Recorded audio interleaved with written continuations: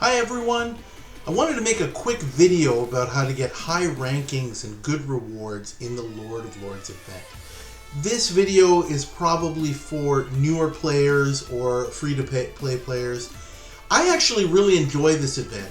It seems to have lost some popularity, especially with more experienced players, but I actually like events like this with structured goals where you can do some planning and patience can really pay off.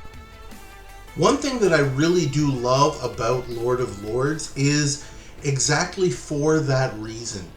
Since, for whatever reason, it tends not to be the most popular event, maybe it's boring for a lot of advanced players, it's a great opportunity for people who are free to play or people who are still developing their accounts to get ahead because the rewards are decent, and getting a commander like Sabrina in the fold and leveling her up can really go a long way towards developing your city and your account overall. It's little bits of things, but the training bonus, the construction bonus, the research bonus, it might be 1%, 2%. You may not see it right away, but over time, I found it makes quite a big deal. The first phase is to gather resources, and that's one day. It starts not at reset, it starts about 10 or 11 hours after reset. So if you're in the Eastern time zone like I am in North America, it starts at about 7 o'clock in the morning. During non-daylight savings time, during standard time, it starts at 6 a.m. in the morning.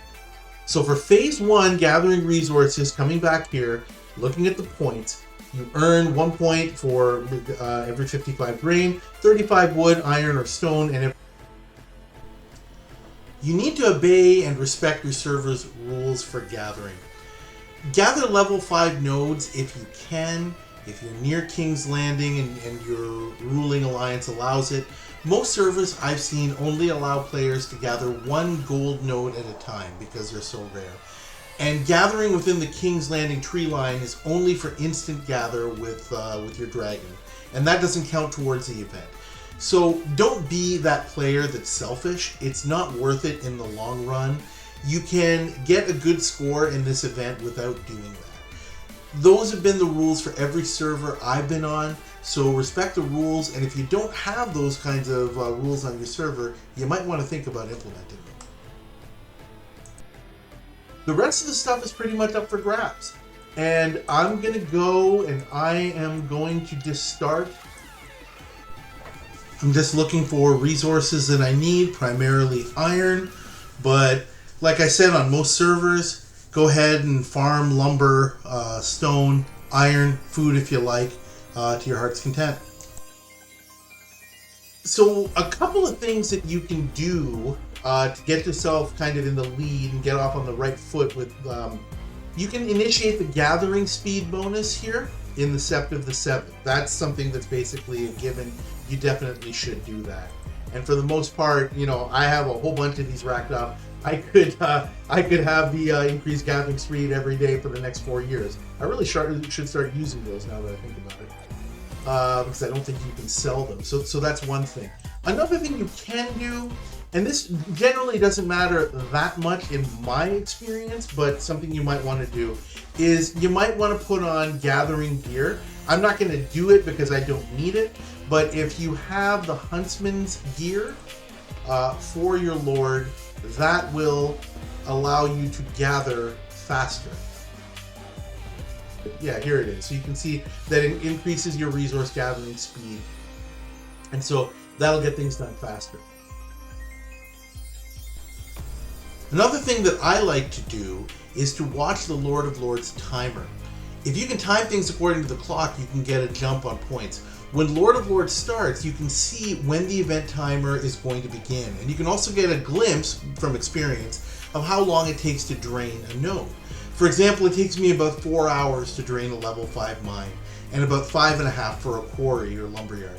So if you send your troops out 5.5 hours before the event begins, they'll come back with the resources just as the timer starts, or at least a minute or two after, and you can get ahead on points. Same deal towards the end of the day. You can send troops with a bit more than 5.5 hours left, so that they come back before the timer ends. And as long as you can get your resources into the city between the timer beginning and ending, you'll get the points for it.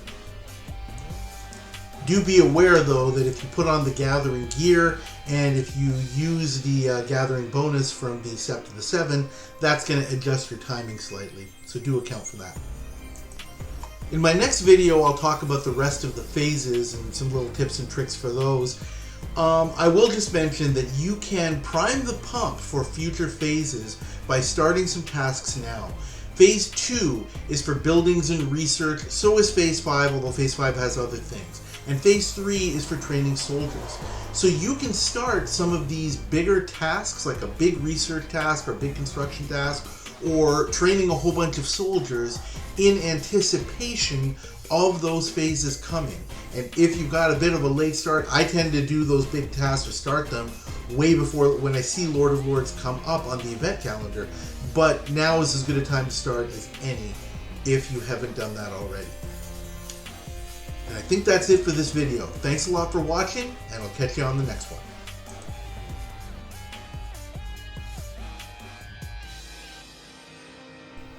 Game of Thrones gets the Shadow the Cat seal of approval.